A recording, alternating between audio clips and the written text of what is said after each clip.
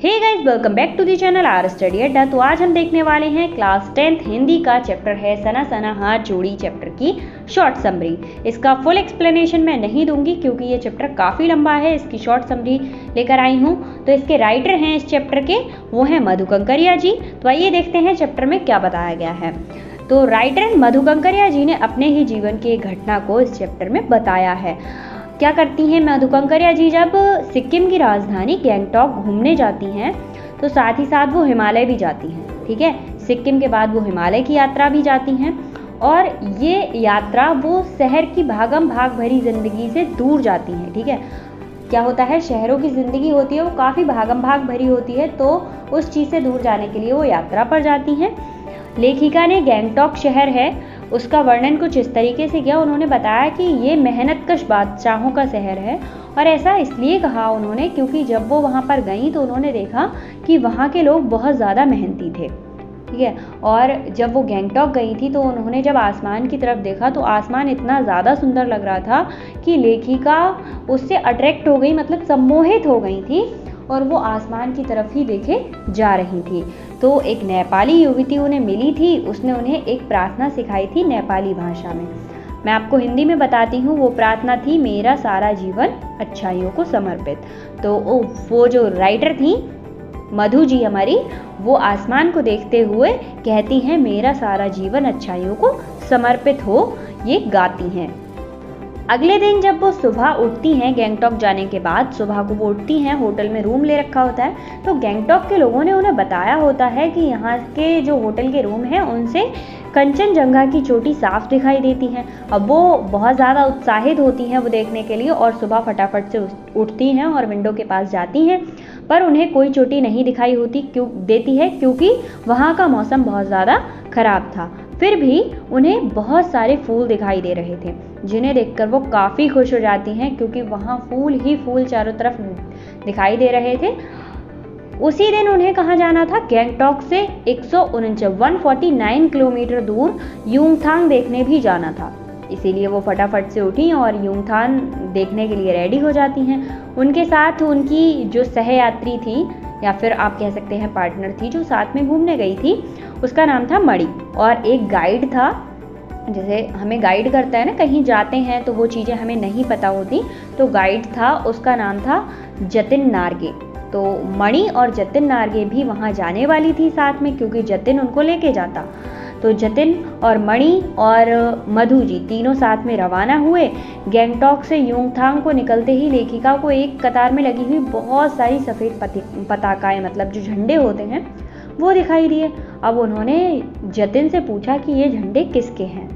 तो जतिन ने बताया कि ये जो झंडे हैं वो किसी बौद्ध व्यक्ति, मतलब किसी बौद्ध शिष्य होता है ना हमारा, जैसे हमारे यहाँ होते हैं संत लोग, उन लोगों में भी होते हैं। किसी बौद्ध संत के एक्सपायर होने पर यानी मृत्यु हो जाने पर ये 108 श्वेत पताकाएँ लगाई जाती हैं। और क्यों लगाई जाती हैं?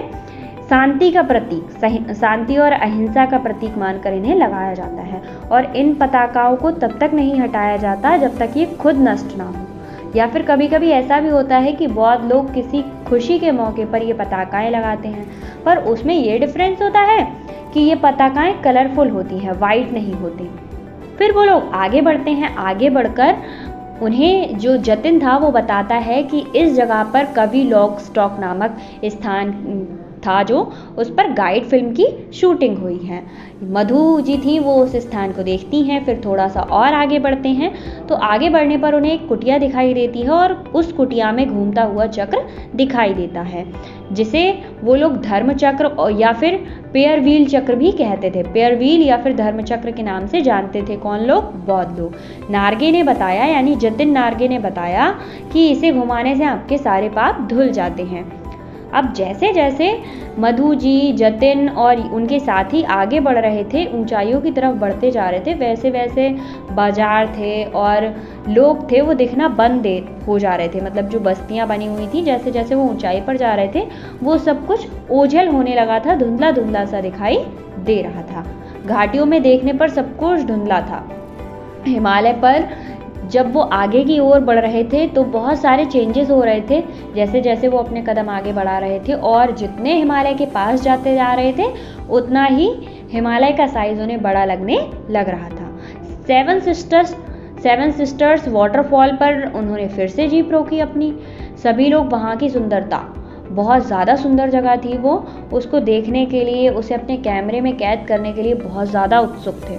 परंतु जो लेखिका थी वो झरने के पानी को, यानी मधु जी थी, वो झरने के पानी को देखे जा रही थी।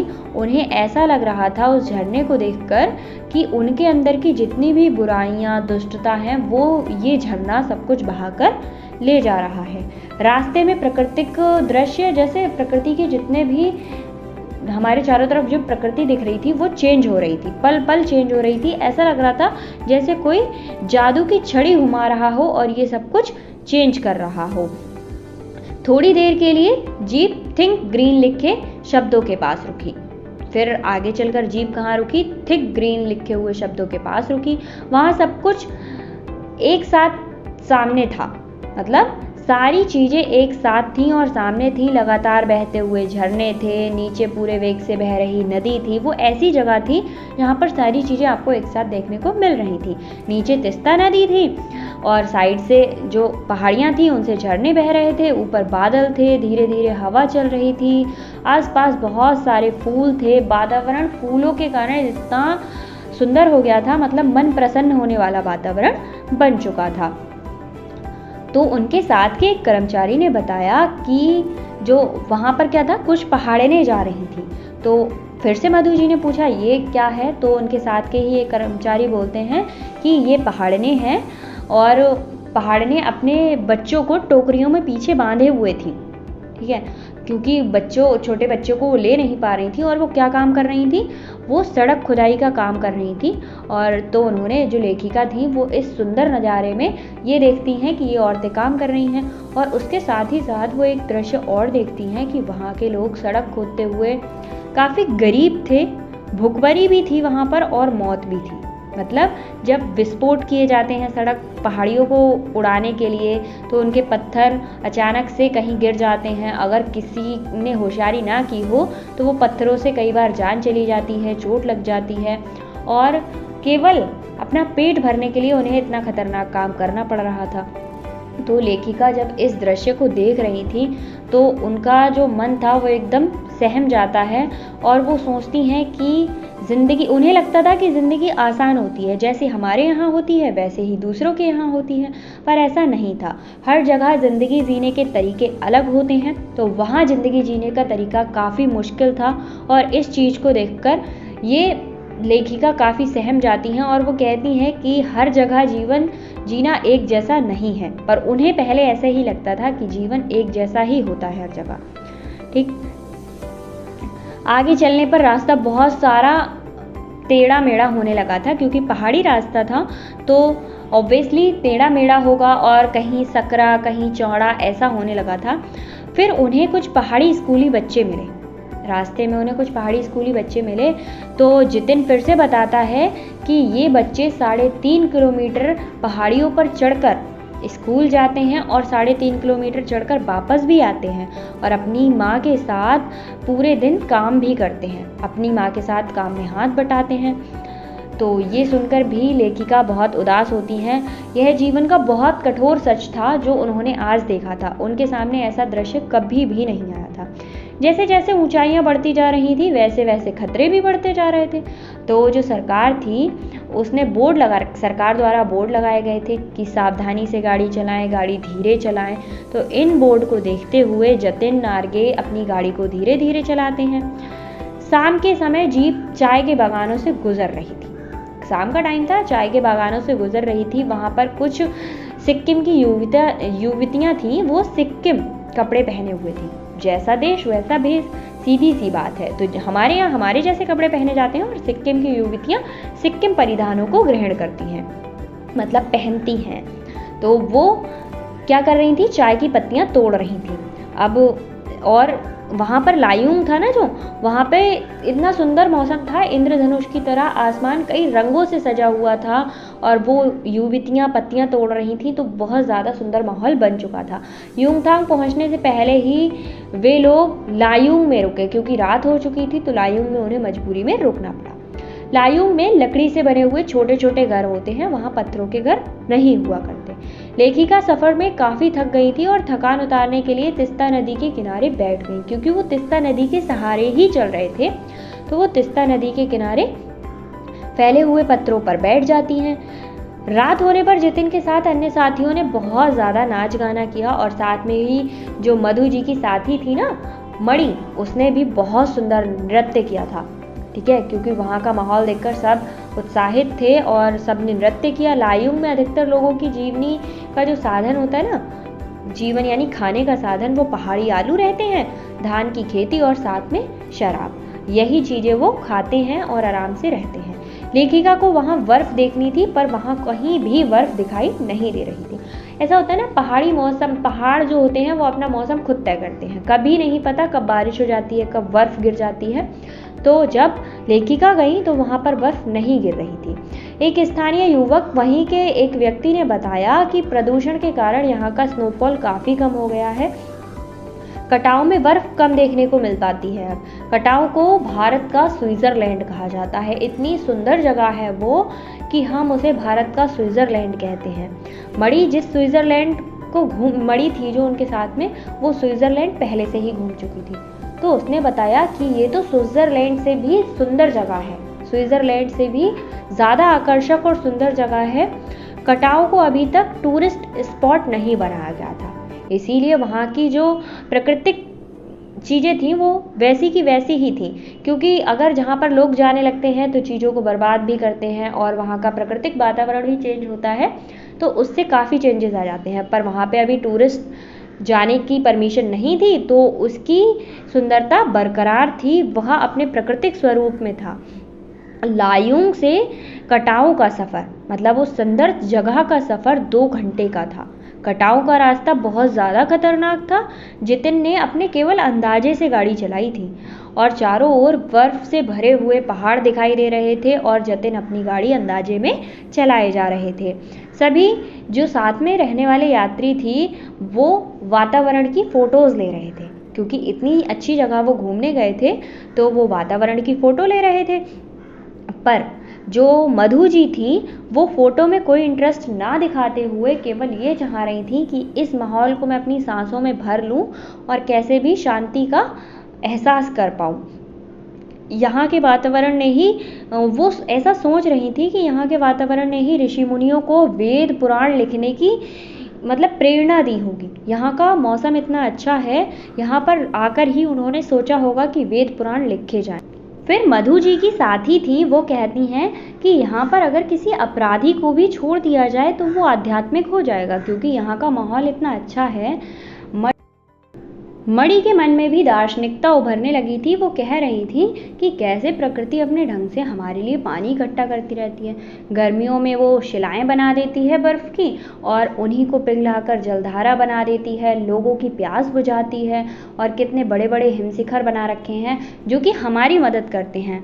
तो एक तरह से हम लोग जो होते हैं वो तालाब, नदी, झरनों, इन सब के ऋणी होते हैं, क्योंकि हम इन्हें बदले में कुछ भी नहीं देते और इनसे हमेशा पानी लेते रहते हैं अपनी खेती की सिंचाई के लिए, अपनी प्यास बुझाने के लिए। कुछ दूर वो लोग बढ़ते हैं, फिर उन्हें फौजी लोग दिखाई देते हैं। तो फौजी लोगों को देखकर, क्योंकि वहाँ पर बॉर्डर एरिया था, तो थोड़ी ही दूर चीन था ना, इसलिए वहाँ पर बॉर्डर एरिया था। तो जो लेखिका थी वो फौजियों को देखकर एकदम उदास हो जाती हैं। क्यों उदास होती हैं? क्योंकि जब बैसाख के महीने में वो लोग गए थे तो वहाँ बहुत ज़्यादा ठंड थी। तो सोचिए कि जो पूस और महा यानी पौष और महा की ठंड होगी उसमें कितनी ज़्यादा ठंड होती होगी। उस ठंड में भी वो फौजी लोग वहीं रहते हैं और उन खतरनाक रास्तों पर आते जाते हैं। ठीक है, अब उन रास्तों पर सुंदरता काफ़ी थी पर खतरा तो था ही। जितिन ने बताया कि यहाँ के लोग बंदर का मांस भी खा लेते हैं। बंदर का मांस खाने से कैंसर बिल्कुल भी नहीं होता। अब ये बात सुनकर भी लेखिका काफ़ी हैरान थी। युमथांग फिर से वो लोग वापस आए कटाओ घूमकर, मतलब कटाओ को घूमकर युमथांग की ओर फिर से निकल दिए। और वापस जब आए तो उन्हें सब कुछ फीका फीका लग रहा था, क्योंकि इतना सुंदर माहौल देखने के बाद आदमी फिर से घर वापस आता है तो अच्छा तो नहीं लगता। सिक्किम स्वतंत्र राज्य था, अब वह भारत का एक हिस्सा बन चुका था, इससे वहाँ के लोग बहुत खुश। अब सिक्किम के लोग काफ़ी खुश थे। इसी बीच मणि ने फिर एक बात बताई कि यहाँ के पहाड़ी कुत्ते चांदनी रातों में ही भौंकते हैं। ये सुनकर लेखिका बिल्कुल हैरान रह गई। उन्हें लगा कि जैसे लेखिका को लगा कि जैसे समुद्र पर ज्वार भाटा आता है वो चांदनी रातों के कारण आता है, शायद ऐसे ही इन पहाड़ी कुत्तों पर भी चांदनी रातों का असर होता हो। फिर एक और बात बताई उन्होंने कि गुरु नानक के पदचिन्ह जिस पत्थर पे थे वो पत्थर भी उन्हें दिखाया। ठीक है, मधु जी को वो पत्थर दिखाया गया जहाँ कभी उनकी थाली के चावल छिटक कर बाहर गिर गए थे। खैदुम नाम का 1 किलोमीटर का ऐसा क्षेत्र भी दिखाया जहाँ देवी देवताओं का निवास माना जाता है। क्योंकि वो घूमने आई थी तो बहुत सारी नई नई चीज़ें दिखाई जा रही थी। नार्गे ने यानी जतिन नार्गे ने पहाड़ियों के पहाड़ों, नदियों, झरनों और वादियों के प्रति पूज्य भावों की जानकारी दी। मतलब कि हमारे यहाँ कैसे पहाड़ियों को पूजा जाता है, झरनों को पूजा जाता है, कैसे देवी देवता मानकर इन चीज़ों को पूजा जाता है। भारतीय आर्मी के कप्तान शेखर दत्त के सुझाव पर गैंगटॉक के पर्यटक स्थल बनने और नए रास्तों के साथ नए स्थानों को खोजने के प्रयासों के बारे में भी बताया। मतलब कि यहाँ के जो कैप्टन हैं आर्मी के, उन्होंने नए रास्तों को खोजने की परमिशन दे दी है और नई जगह, नए स्थल भी बनाए जाएंगे। ये सब क्यों बता रहे थे कि अगली बार आओ तो अगली बार भी इस चीज़ को देख पाओ। तो ये मधु कंकरिया जी की लिखे हुए अपने एक तीर्थ स्थल की कहानी थी, जिसमें उन्होंने बताया कि उन्होंने क्या क्या देखा। ठीक है, कटाओ में जाकर क्या देखा, युमथांग में क्या देखा। तो गाइज़, आई होप आपको ये एक्सप्लेनेशन अच्छा लगा हो। अगर आपके फ्रेंड्स को इसकी ज़रूरत है तो प्लीज़ शेयर कीजिए। मिलते हैं नेक्स्ट वीडियो में। और हाँ, आज से हमारा इंग्लिश का सिलेबस स्टार्ट होने वाला है। इंग्लिश चैप्टर्स की समरी देने वाली हूँ मैं, तो वीडियो आप लोग देखते रहिए और अपने फ्रेंड्स को शेयर करते रहिए।